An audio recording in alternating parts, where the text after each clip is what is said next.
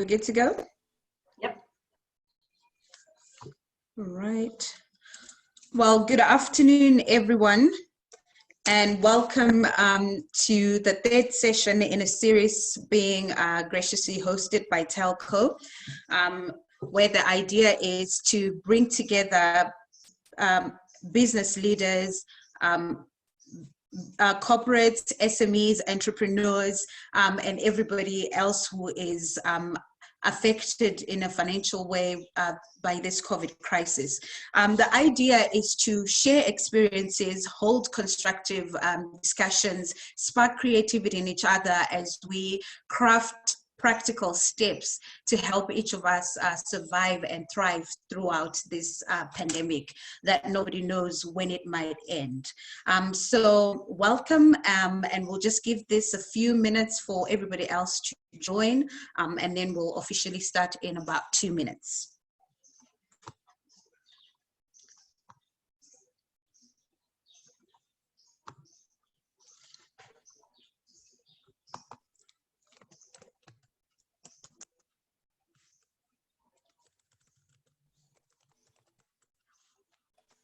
So as we're waiting for the audience to build up, I'm just going to do a tech check with all of our panelists who were here on time and are ready to go.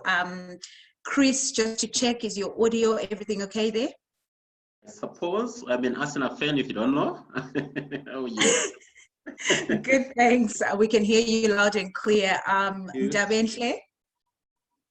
Good to go. Good to go. We hear you loud and clear. Coach Taff? Yes, I'm here. We can hear you. Could you say something again? I'm just checking if there was a delay. Checking if there's a delay, checking if there's a delay. No, we're good to go. And beauty and brains last. Emily, is everything good on your end? So for now, everything is perfect, and I hope that it will stay perfect throughout the session. Thanks. Thanks, Sharon. All right. All right. So I think as the audience is building, we could get into the introductions of our panel. We are joined today. First of all, I'm going to introduce myself. I won't assume everyone knows me. My name is Sharon Bwanya. I am a lawyer in my past life, but I am now in the investment sector. I am so happy that today I am not a panelist. I've been a panelist on this program before. It is a tough audience, and I assume it's not going to be different today. So you're forewarned, today's panelists. There's going to be some tough questions coming your way. The people want answers.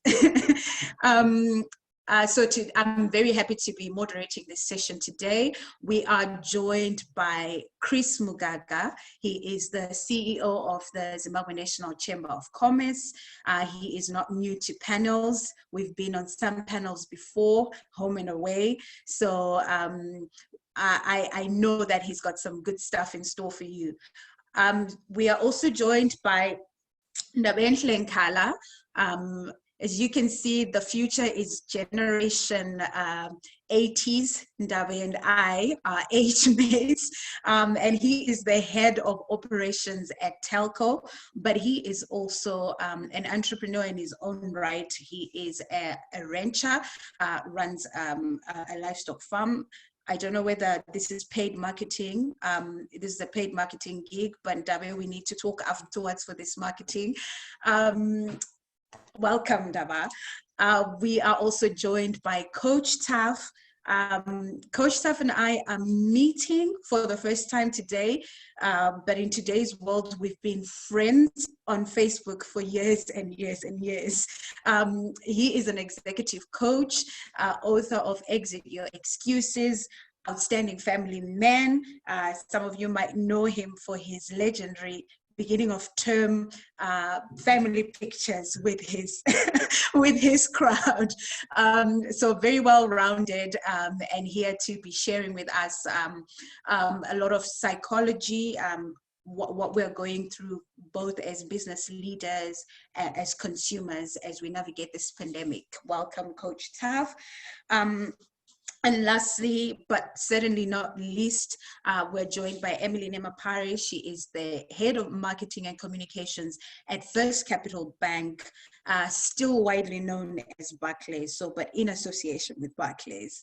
I know Emily, she might not know this, but I first saw her on Hustlepreneurs, a Facebook group that she's done a lot of work for, particularly women entrepreneurs. So I know you, Emily, and I know your work and commitment to the SME sector in Zimbabwe. So we have a very skilled and diverse set of panelists. So just to take the audience through the format of today's session, we have 53 minutes remaining. We're going to try and use 2/5 of that to set the scene with our panelists. Our theme today is reimagining business models to help businesses survive and thrive through the COVID pandemic. So we're going to set the scene with the first round of questions to each of our panelists in their with their industry expertise. And after that, or during that, we have a Q&A chat box that's open right now. You can ask your questions as we go. The second half of the session will be entirely dedicated to responding to those questions. The other thing we have today is we're going to be running a poll or a number of polls halfway through the session. I will let you know when the polls have started so you can watch your chat boxes and participate. We're really keen to engage with you and see what you're thinking about the theme we're discussing. And lastly, I have finally gotten my chance to be Oprah.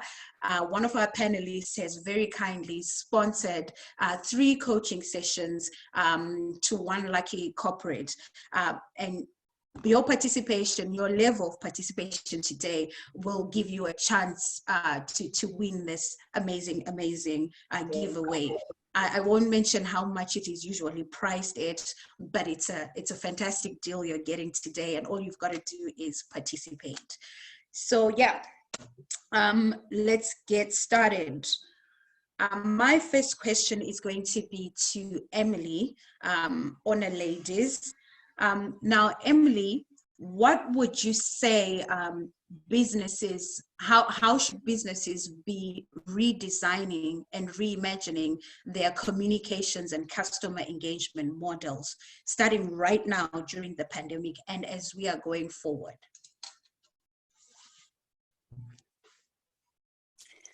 Okay, great. Thanks, Sharon. I think if I look at where we are with the COVID virus right now, just this pandemic alone has thrown us in the deep end, not only from a business point of view, but from a personal engagement point of view. So one of the big things, and I'll start probably on the business front, one of our biggest agendas that we have currently right now is to communicate effectively to our target audiences. Now, when you look at the institutions that are currently there and how they've been communicating, it's been a battle because remember, this pandemic is rising and it's evolving over the period. Build the ship, you're trying to fly it at the same time and trying to communicate effectively to your customer base.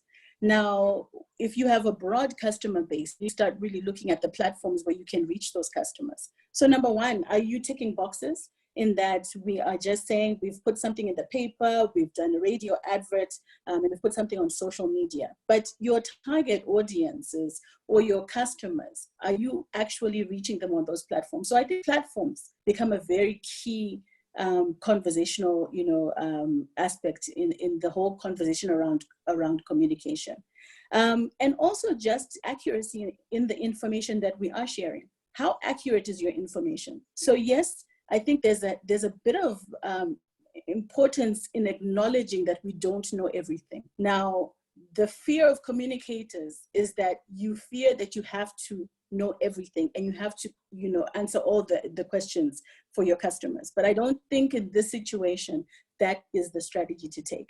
Let's admit where we don't know. Let's admit where we're very clear on the message, because there's a lot that is being shared.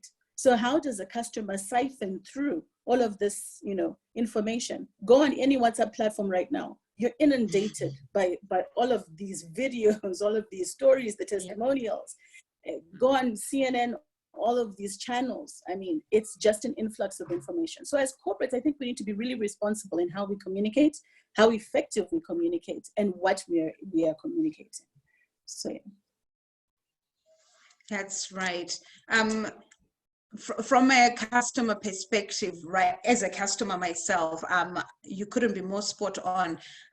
We are looking for credible sources of information, and we're looking to our service providers, and we're keen to hear, what do they think? What does this mean for us going forward? Thank you for that, Emily. I'm going to move to Coach Tav.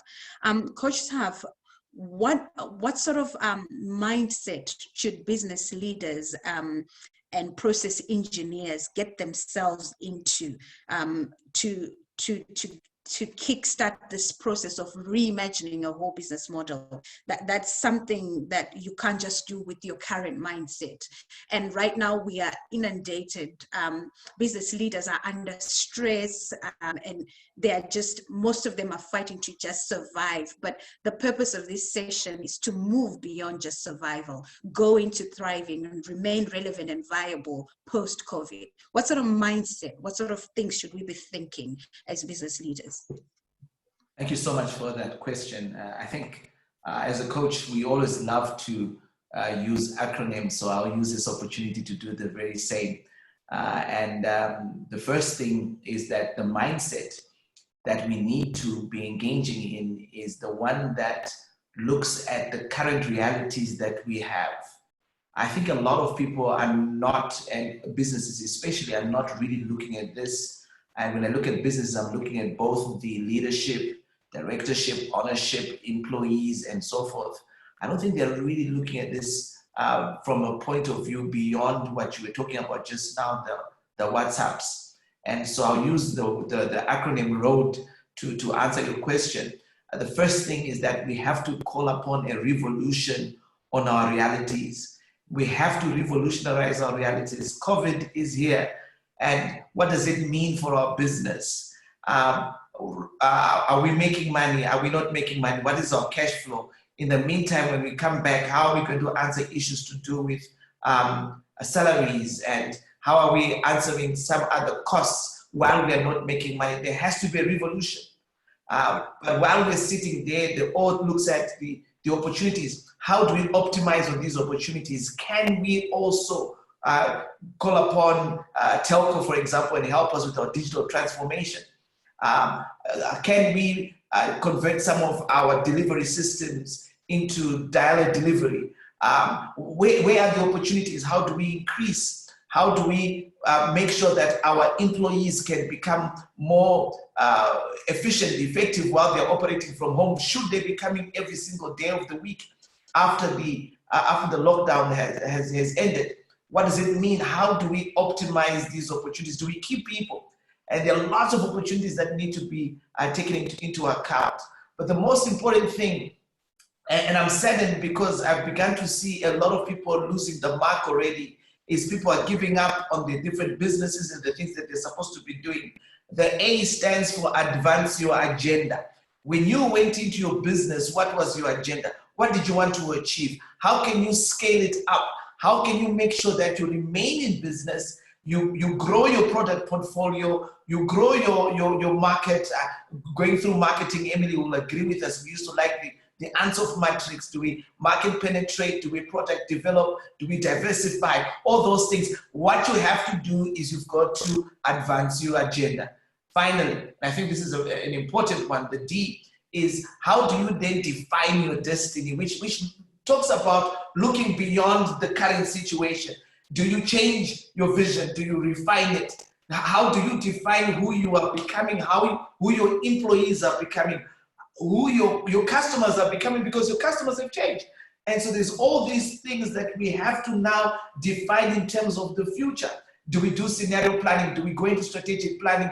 Do the tools that we used to use work? Do we copy what other people are doing? what models should we put in place? So I think that the mindset, if I could put it in one statement apart from the acronym ROAD, the mindset is to say it's business unusual, but I am going to make the best out of this unusual business situation and come out stronger. Wow. Wow. Road. I got more than I bargained for when I joined this session. That is fantastic. Road. Revolutionize your reality, optimize the opportunity, advance your agenda, and define your destiny. In other words, stay in the game. Fight to stay in the game. Don't throw your hands up and forget why you started in the first place. I'm already fired up. Like after this, I want to do a con call with my team and work on our road. Thank you for that, Coach Taff. To you, Ndaba. As an ICT player, what platforms or tools or systems do you think that businesses should be starting to invest in or starting to implement as they reimagine their business models? Thank you, Sharon, and afternoon to everybody watching from home. I think COVID-19 has pulled the rug up under our feet. You know, in years gone by, in our sector in particular, we've been speaking about businesses that are disruptive. So you think of your Airbnbs, you think of your Netflix, you think of, you know, all these new startup tech businesses that have basically come into an industry that existed for years and upended it. And I think COVID-19 has kind of done that to all sectors, all industries across the board, across the world. So learning from those disruptors that were there, we quickly find Coach Taff used the word, he talked about digital transformation. Now, this thing called digital transformation is a nice keyword people are throwing around these days. Yes. But basically what it means is the ubiquitous use of technology across all sectors, across all areas of life. It's also particularly a mindset, a way of thinking where you don't just say, okay, ICT and IT are for this in the business, but not for that. And from that perspective, I think what we have is in particular three things that we can assist businesses with. First and foremostly, obviously, connectivity. Connectivity in this season and this time becomes key because if you're not connected by one means or another, you're not really in the game, you know? You're not even able to engage or be involved in any of the conversations that are happening. Secondly, we do some consulting, we do some implementation of systems. So your computer systems, your ICT systems that are available in your organization today, obviously there's one or two particular questions that you may ask. Number one, are they still relevant? You know, because nowadays we talk about, we use a word that says extensible. And basically extensible talks to that the systems or the softwares or the solutions that you're using in your business, are they able to plug in? Are they relevant? Can you do a Facebook plug in there? Can you do a Twitter feed from them? So are they, you know, still relevant for industry today, or are you upholding and changing all of that? Part of our consulting would be to come in and say, all right, look, don't throw everything out. You can use this by employing this other technology and try and, you know, optimize and help businesses not to only expend more capital that is going to be very precious in the next coming few weeks and months, but to look at how we can optimize and use what's available and or deploy new things. Lastly, we do also provide systems. So if you maybe are saying, look, I didn't have anything in place already, we are able to come in, consult, talk about, see how we can implement systems that will allow you to get digitally transformed in 2020. Thank you, Sharon. Thanks, Ndaba. So I liked how you wanted to break down digital transformation for us. And then the first word was ubiquitous use of. It's like, are you breaking this down? Or but key points taken. To reconsider the systems that are there. Are they in keeping with current trends? And to focus on remaining connected, that connectivity. And when you say connectivity, at that exact same moment, we lost Chris. He's dropped off the chat for now, and I'm hoping he will be joining us soon. He'll be rejoining soon. While we give him a chance to reconnect, if you are joining us just now, welcome to this series hosted by Telco, aimed at SMEs and entrepreneurs under the theme Surviving and Thriving COVID. Today's session is the third in the series, and it's focusing on reimagining your business model. And we are joined by a diverse panel. We have Emily, Head of Marketing and Communications at First Capital Bank, Daventle, who is just talking now. He's the Head of Operations at Telco, and Coach Taff, an executive coach and author of many books, including Exit Your Excuses, and Chris, who's temporarily stepped out. He is the CEO of the Zimbabwe National Chamber of Commerce. You have a chance today, you stand a chance to win a free coaching, 3 free coaching sessions with Coach Taff for your organization. I won't tell you how fantastic of a giveaway that is. And by the time you're done with the 3 sessions, you will know that they are not enough. You're going to need more. But there you go. All you've got to do is participate, get into the Q&A chat box, give us your feedback, ask questions based on what we're discussing today.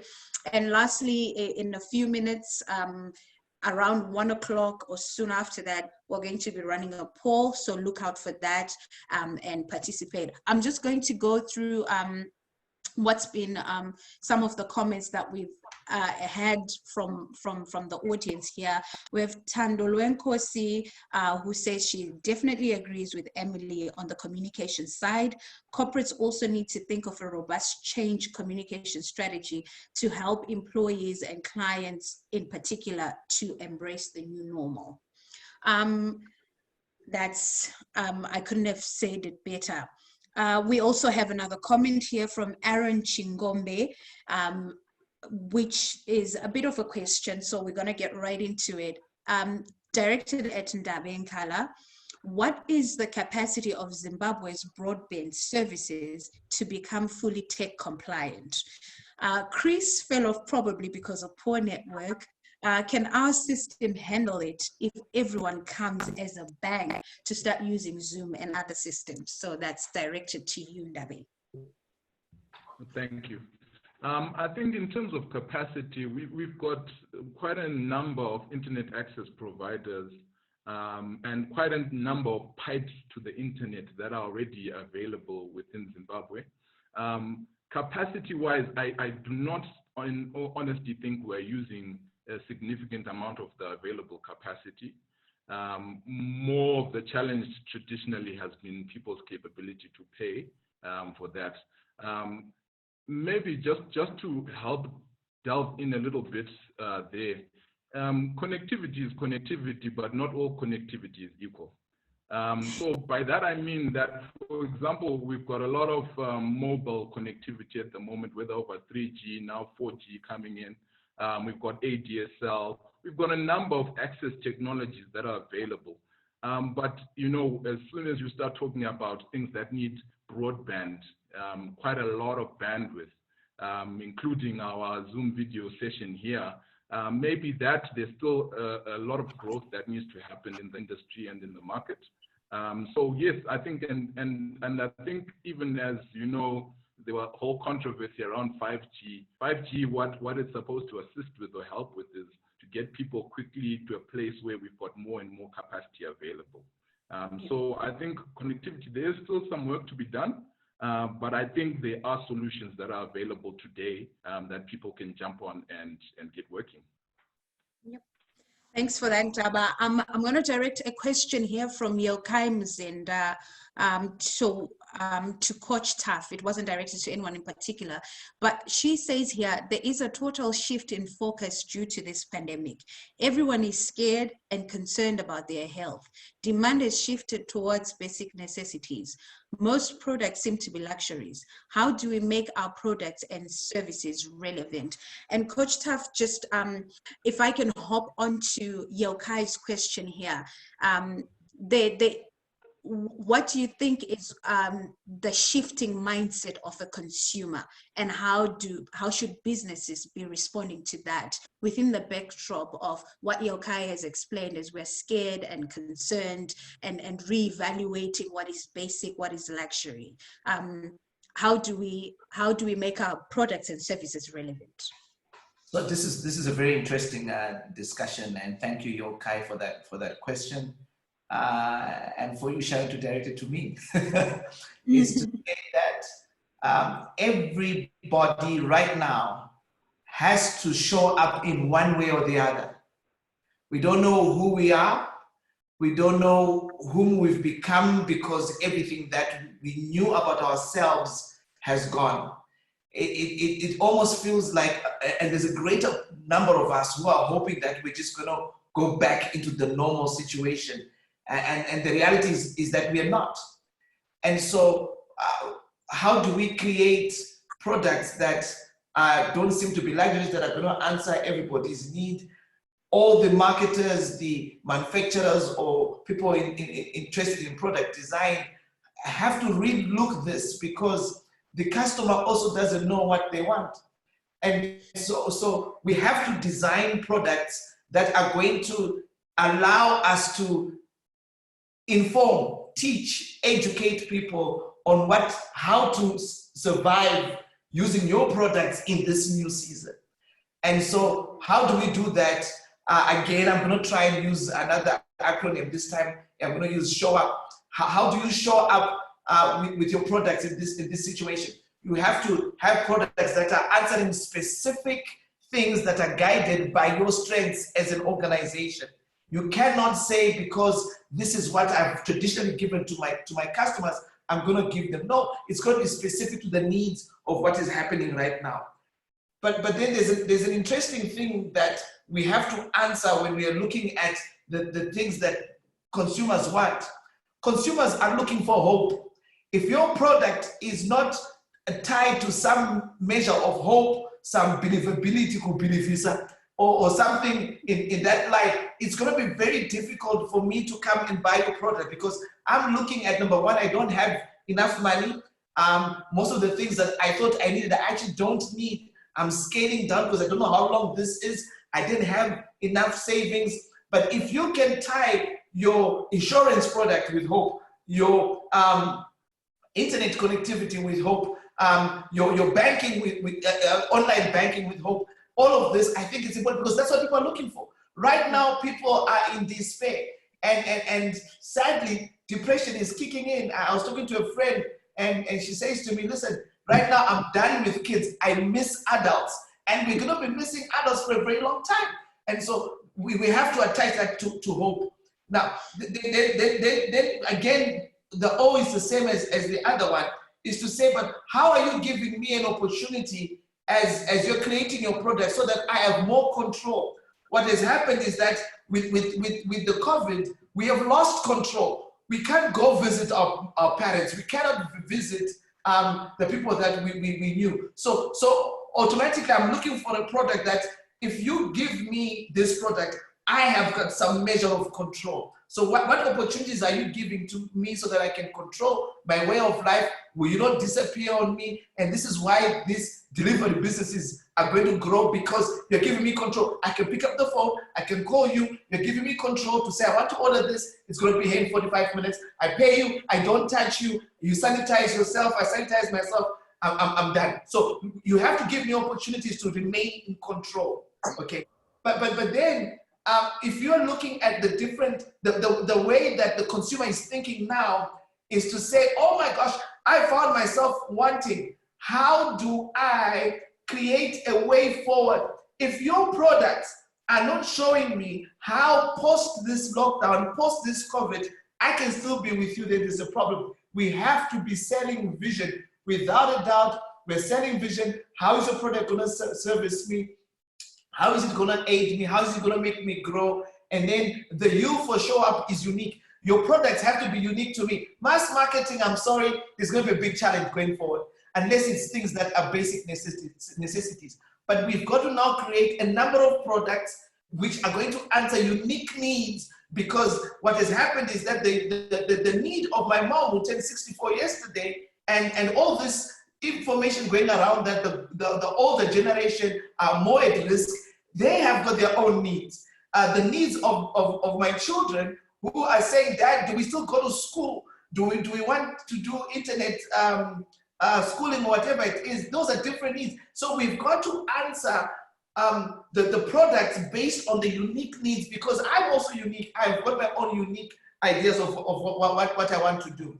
But then again, what we have to do is we have to do a lot of research, and that's the P. We can only do research through people. Who are the people that we are going to be talking to online, offline, that are going to help us guide these products that we're going to create? Because people become key in your business. You can't ignore that. At what point does people interaction become important? Even though we have gone all digital transformation, at what point are you still interacting with me? I'm happy for you to interact with me online, but is that good enough? Talking to me on WhatsApp. How do you make this social distancing allow us to be able to still communicate with people? Because people are key. So once again, it's show up. That's what I think, Sharon. Thank you, Coach Tuff. I'm going to be taking a lot of notes from these acronyms. Show up and create my road. Panelists, I've got to give you this heads up. There is a flood of questions that we have here, and we're going to try and get through as many of them as we can as quickly as possible. I see Jeff saying, hope we get Chris Mgaga back. We need his views.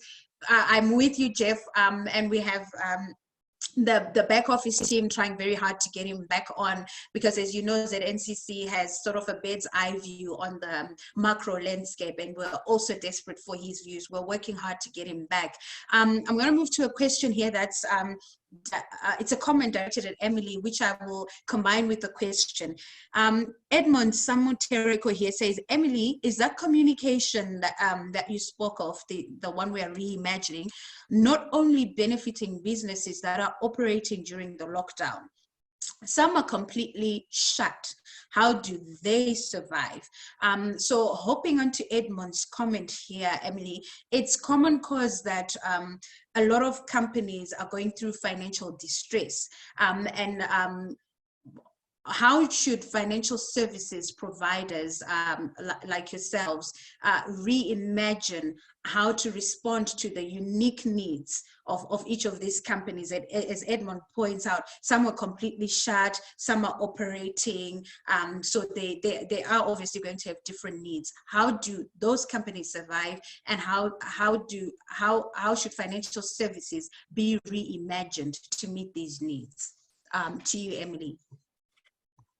Okay, thanks, Sharon, for that question. And for the viewer who asked with regards to businesses that don't necessarily understand who their customers are and probably don't even have a database, this is exactly where the challenge comes in for COVID-19, where it's placing businesses.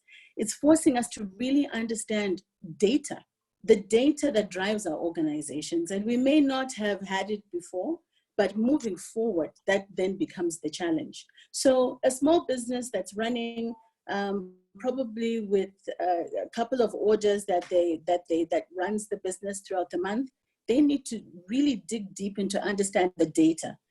Who are their customers? What are the profiles? How do they reach the customer?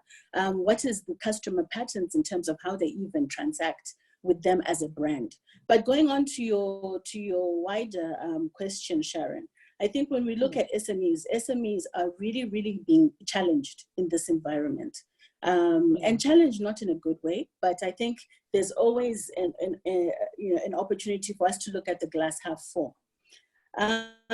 So if we look at COVID right now, COVID is literally rewriting our history, not just in Zimbabwe, but the global history of us as countries. is being rewritten because of the disruptiveness of the virus itself. Now, let's take a look at the financial institutions that you're into. Financial institutions, we may need to take a step back and understand that a lot has happened in terms of developing platforms, digital platforms within the financial institution space. Not just financial institutions, but across the board, because a consumer doesn't just interact with one brand, it interacts on multiple brands, on multiple channels. So there's been a lot of work that has happened.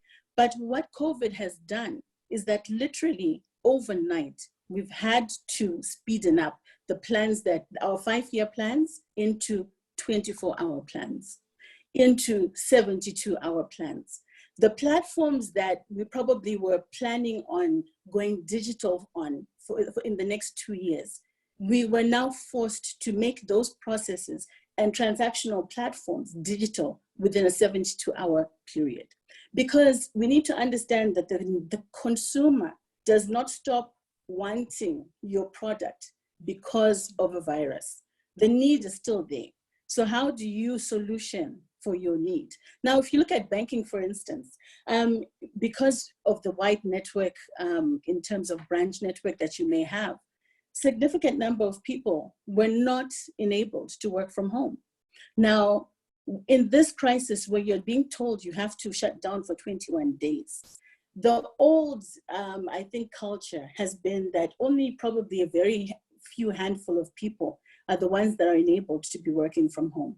But we moved from that very handful to 2/3 of your colleague base becoming enabled to be working from home. Now, this has involved it has involved energy solutions for your colleagues at home, because not everyone has consistent energy supply. It looks at data consumption. It looks at all of those things. How do you even maintain a team that will enable for you to serve your customer and remain linked as an organization in such a remote environment? So if you look at where we're progressing as businesses, I think that's probably one of the biggest challenges that is there.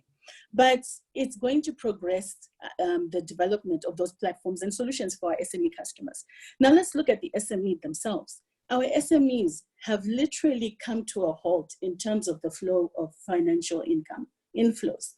Now, who's going to be trading? Very few people are trading in this environment if you look at the majority of SMEs. So that means they can't afford to probably pay their electricity bill, they can't afford to pay their loans, they can't afford to pay all these different bills that they've been faced with.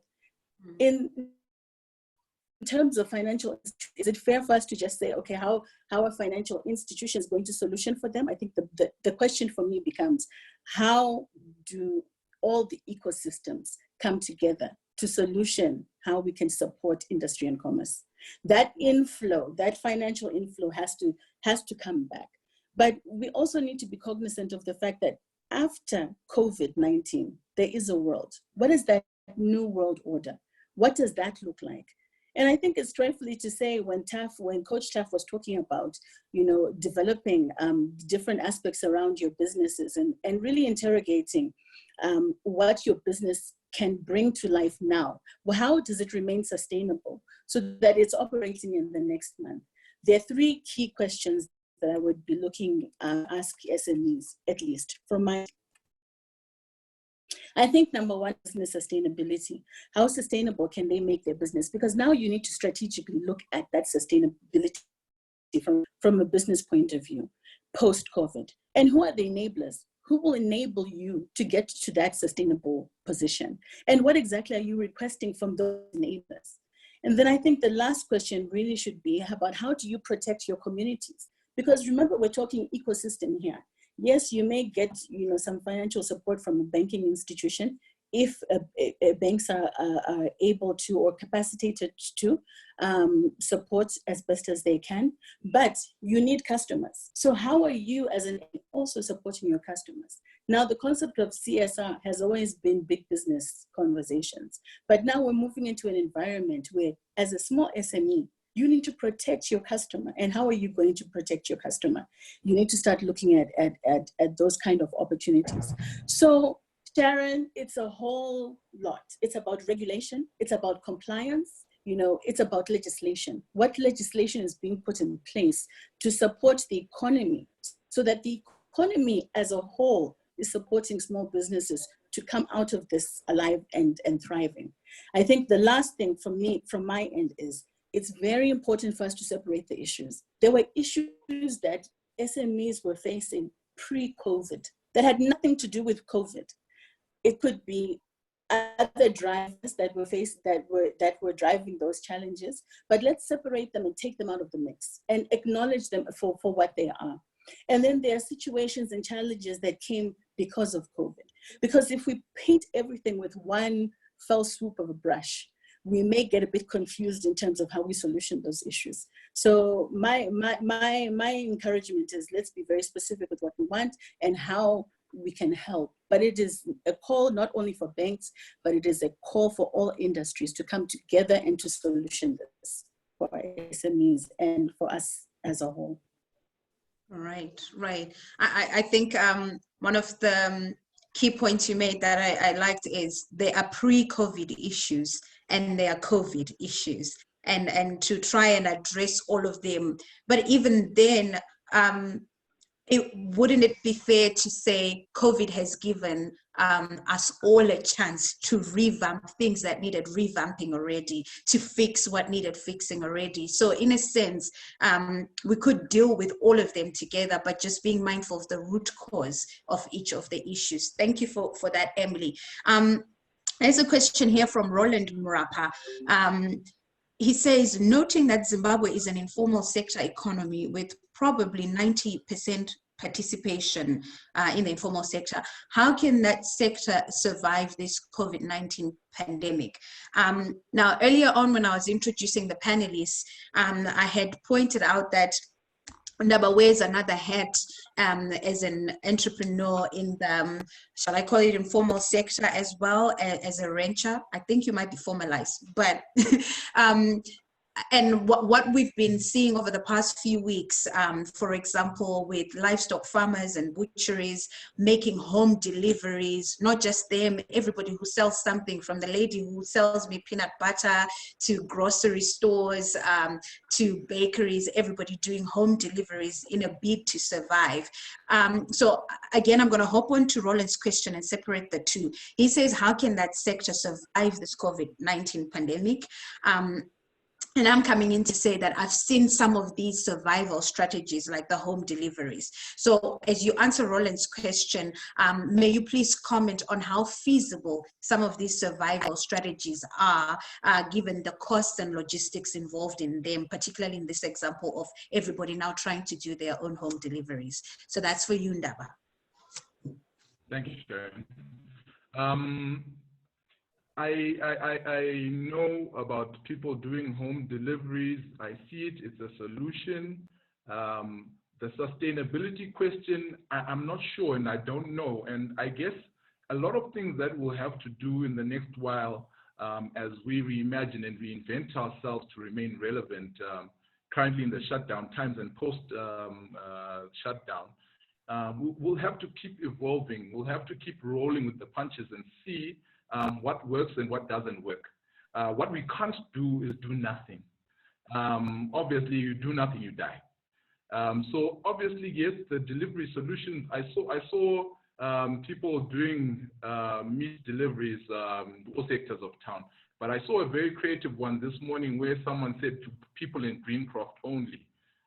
So from that perspective, I think people will refine and will look at it and will then say, okay, look, let me capture my niche. Let me get a number of people in one area. Because obviously from a deliveries perspective, you probably have a minimum size order. Talking meat in particular, usually we'll talk about a 5 kg being wholesale. So 5 kg minimum. But also then you have to be cognizant and think about your customer and say, look, who's got money now to just have 5 kgs of meat in the fridge? Maybe that's too big a size. So we'll have to continually think through the model and work out or work with what will work for our customer base. I think also maybe just to answer Neva Nuve's question, he was talking about the need for digital transformation affordable. Sometimes, we throw around these words, these acronyms and these things, and people think it's a whole big thing. Digital transformation is even the way people have moved from billboards to WhatsApp groups. Now I create my little short 30-second video that I put on a WhatsApp group. That's marketing still. That's digital transformation. So even in terms of the costs and the platforms, we can move to things that are more affordable, like the WhatsApp groups, because that's where the same customers that see the billboard on the street also see the messages in the WhatsApp groups. And particularly, we're involved at telco in another industry that is solar. Most solar sales, I'll tell you right now, are actually made in WhatsApp groups. It's not about the big billboards. It's not about the big traditional suppliers. You've got a whole lot of SMEs in these WhatsApp groups, and they're, doing good business from that perspective. So digital transformation, remember what we said, it's just employing technology in every facet or aspect of your life, however you can. So again, and one thing I know about Zimbabweans is our capability to evolve, our capability to adapt.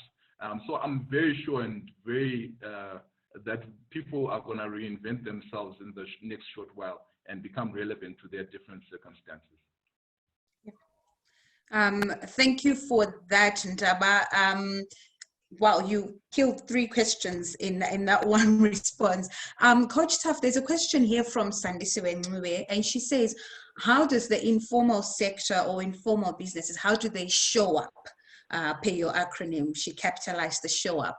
And Jeff Peary would like a comment, which I'm also inviting you to give, on the key issue of mental well-being under lockdown and the working from home dynamics. So those 2 for you, Coach Tuff. How does informal sector show up, and mental well-being during lockdown?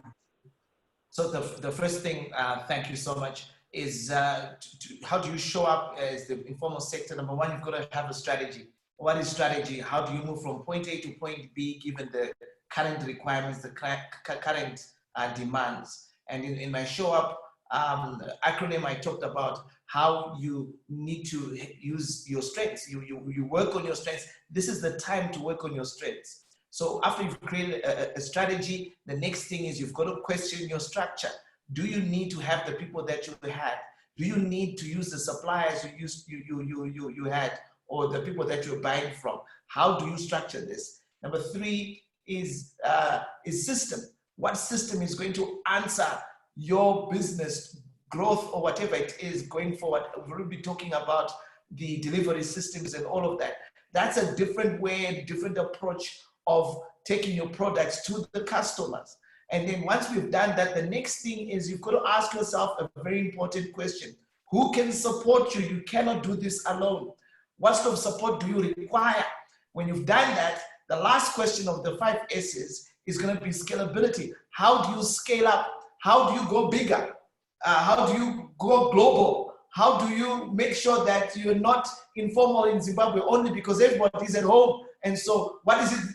How can you get your stuff onto all these big delivery systems in the world that have been, whose share prices have been going off the charts? So number 1 is strategy. Sit down, strategize as an informal sector. Number 2, question your structure. Number 3, make sure that you've got systems that answer what is happening right now. Number 4, what support do you require? Number 5, do not stop, grow, go big or go home. Yes, and the issue of the mental health and well-being during lockdown and the working from home dynamic. So what has happened now is that, and a lot of people are really struggling with this issue in terms of their mindset and being at home, because their routines have changed. So the first thing is, we always say this when we're helping people in psychology, is you've got to accept the current reality.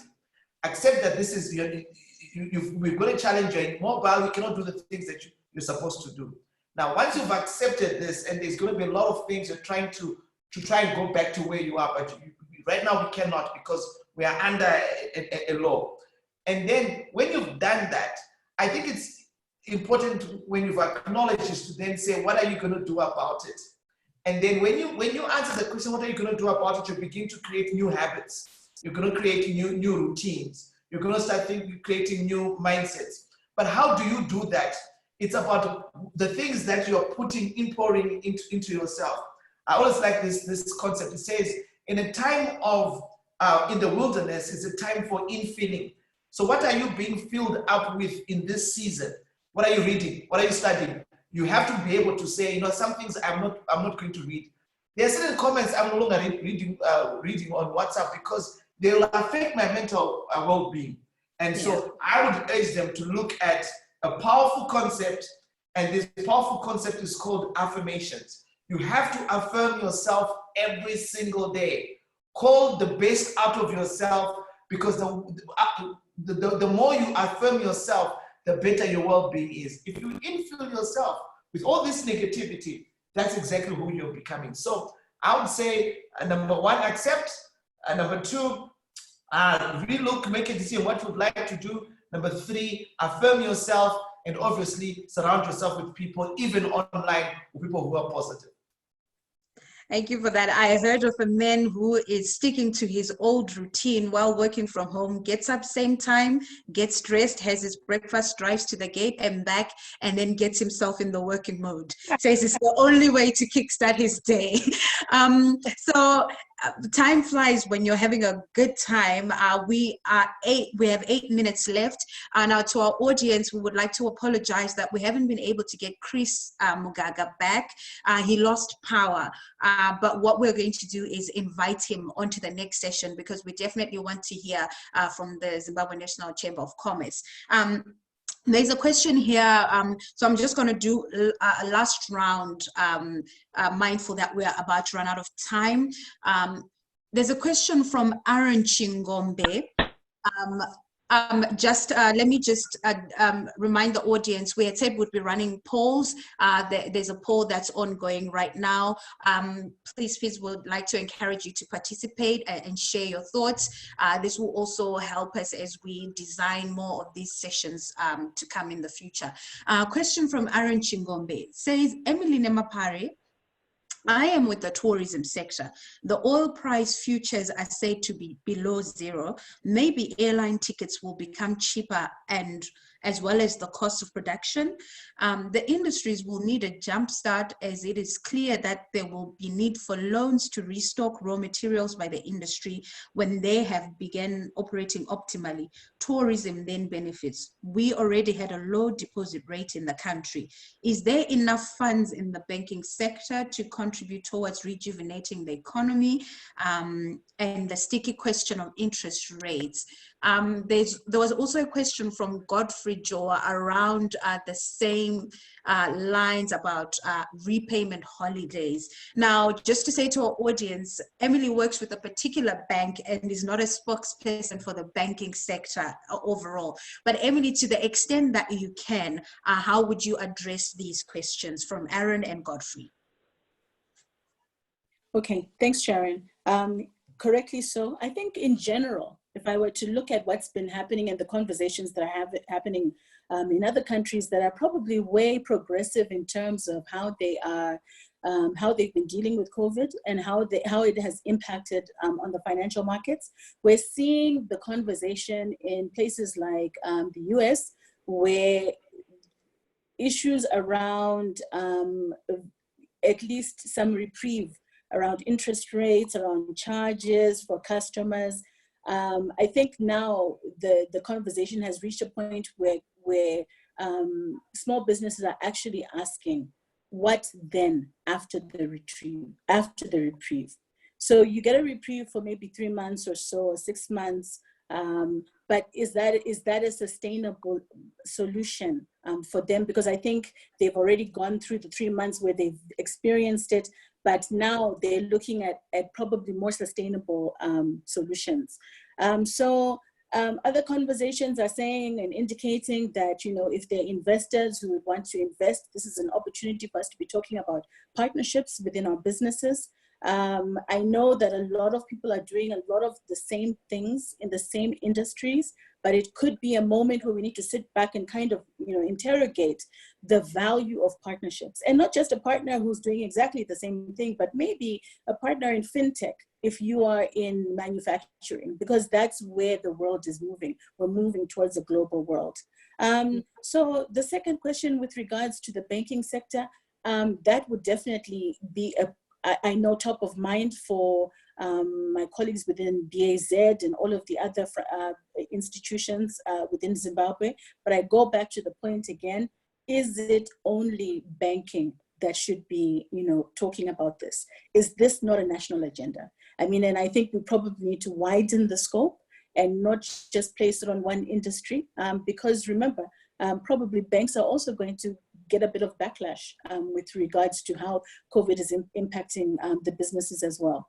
So I think it's our opportunity to look at not how we would have solutioned before. This is a totally different ballgame. So we need to look at innovative solutions moving forward on how we can also assist people who, or businesses who are struggling. Yeah, I think you're spot on, Emily, that COVID has reminded us just how very connected we are, and how my well-being, either as a person or as a company, depends on the well-being of the next person. So it's not just a solution that we need to look to one sector, like financial services sector, to fix. It's a holistic solution needed. I am so sad that we're running out of time. I was enjoying my time here as Oprah or my Samba. I'm just going to remind you all that Coach Taff has sponsored 3 online coaching sessions, so your business can benefit from these coaching sessions regardless of location. So please just put your hand up, press the raise hand button if you would like to be considered for this, and we have a sophisticated algorithm based on your participation that will select who this coaching giveaway goes to. I'm going to read a comment here from Jackie Kadene. She says, COVID is not going to go away for the foreseeable future. Any business's strategies going forward need to be cognizant of this fact. It's the new HIV, and we need to re-engineer our businesses.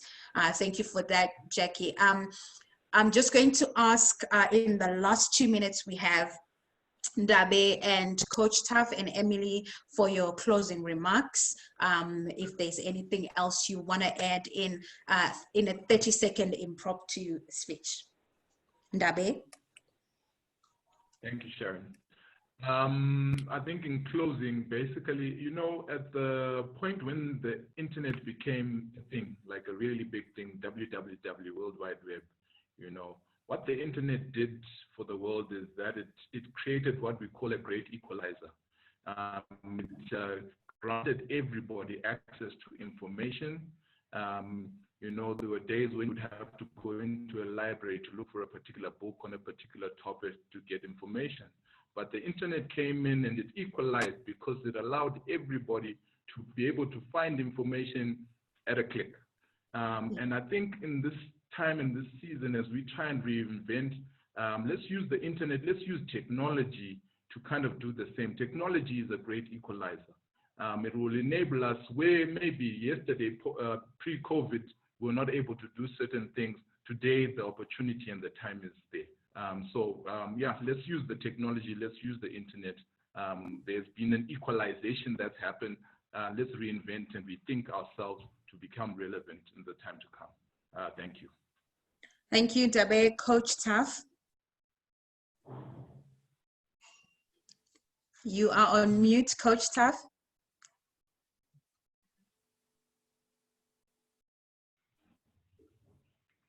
There we go. How's that? That's better. We can hear you now. So what I've done is I've just quickly shared my screen. I hope people can see that. Yes, Pamamonya Ipapo. My 30 seconds is number 1, Pamamonya Ipapo. Do not give up. Do copy with what you need to copy. Find out how other people are succeeding and do exactly that. Pakatoma. Number 2 is to say, Pakatoma pano pisa. Things are difficult, but once again, don't give up. Go through the processes that you're going through. You will too succeed and get to where your place is. Number 3 is Pahasha. Look for the low-hanging fruit in this given season, you will succeed. Number 4 is proportional. What is it that you're good at? What are you excellent at? Just to work on your strengths in this season. This is the time for it. Number 5 is papaida moyo. You have to do the things that you love because it's a hard season. And if you're not careful, you will have a challenge in terms of depression and mental illness. Number 6, I think, is pachenu. You have to be linked with people, hang around people that are like-minded, and don't do things by yourself because that's important. And finally, you have to increase your revenue streams in this season. Don't rely on one thing. God bless you, and see you soon. Thank you, Coach Saf. Really, COVID has put us back over, but we'll push for the Hasha and to be and stick in the fight for Mamonya Ipapo. Emily, your closing remarks. Thanks, Sharon. I think my closing remarks really focus around the information that we have on our customers. The data, the value of data, as we move into post-COVID, becomes very critical. We need to understand who buys from us, where they are, and actually literally profiling our customers so that we're more effective in serving them. I think just to really add here, I've noticed that the younger generation are not struggling as much with shutdown. And I have a house full of teenagers, and I'm always asking them, why are they not caught up in, not leaving the house? It's because they've created platforms, and they have been on these platforms for the last couple of years where they interact, and it's not a physical interaction. So we may be talking about solutions that may seem very new for us right now, but I think we may learn 1 or 2 things from Generation Z, X, Y, Z, whatever it is. And I think we need to take some time to understand how they're getting it right and how we can use the same platforms for our business solutions. So yeah, stay safe, stay at home, and we can fight this if we fight it together. Thanks. Thank you very much, panelists. And Tombi, you say good day. Thank you so much for an informative session. Will we get a recording for this session? Yes, you will. This will be made available. For our the giveaway competition, the fastest fingers on the button were those of Godfrey Marimira. His hand was the first to go up for the coaching session with TAF. Congratulations, Godfrey. The telco team will be in touch with you to arrange that. Mercy's parting remarks are that we need to step up our seeds of innovation for businesses to remain relevant during and after this COVID-19 period. Aaron Chingombe says, thank you very much, panelists, for the time you spared to talk to us. Talking to experts keep us focused. Aditiko says, powerful words from Dabe. Paida says, thank you for that exit, Coach Tav. Adi still laughing about your creativity with Pamamonya, Pahasha. Paida says, thank you very much, Emily and Dabe. All the records will be available on the Facebook page, as well as a link that will be made available in the webinar chat. You can check for that. Tinashe says, great session. And Godfrey Marimira, as the winner, please send your contact details, your phone number directly to, privately to Duminkala in the chat box. Thank you so much, everybody who's joined us via the Zoom platform, via the Facebook platform. We hope that this session has achieved at least one, to keep you re-energized, to encourage you to spark your creativity, and to give you some ideas that you can adapt as you reimagine your business model, as you survive and position yourself to remain relevant and viable in COVID times and post-COVID times. Thank you, Telco, for hosting the session, and have a very good afternoon to everybody. Enjoy your day. Thank you. Signing off, Oprah Maichisamba / Sharon Bwanya. It's been fantastic hosting you today. Cheers, everybody. Cheers.